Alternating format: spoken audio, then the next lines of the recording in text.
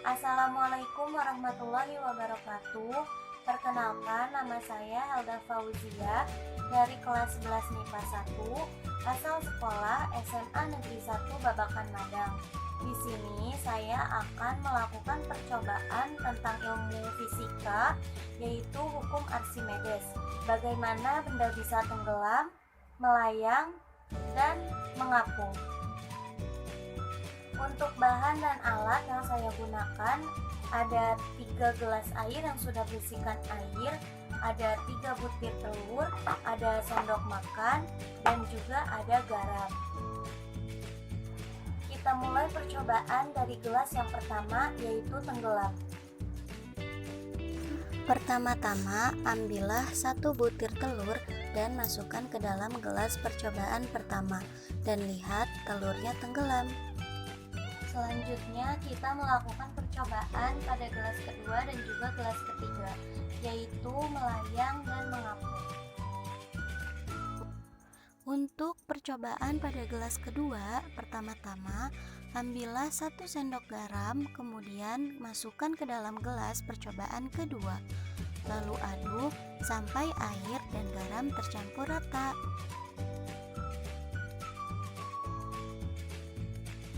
Dan untuk percobaan pada gelas ketiga, pertama-tama ambillah 2 sendok makan garam dan masukkan ke dalam gelas percobaan ketiga, lalu aduk sampai air dan garam tercampur rata. Kita coba dulu ya garamnya dengan perbandingan 1:2. Setelah itu, ambillah 1 butir telur dan celupkan ke dalam gelas percobaan kedua. Jika telurnya tenggelam dan tidak melayang, kita bisa tambahkan sedikit garam lagi, lalu aduk sampai telurnya melayang.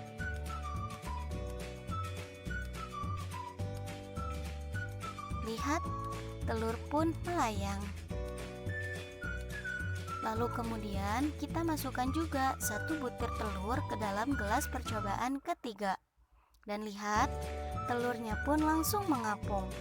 Jangan lupa diaduk lagi ya, agar benda bisa melayang dan mengapung dengan sempurna.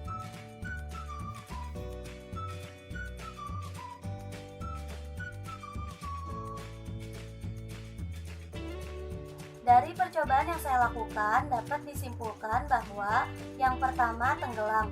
Benda tenggelam ketika suatu benda berada di dasar air.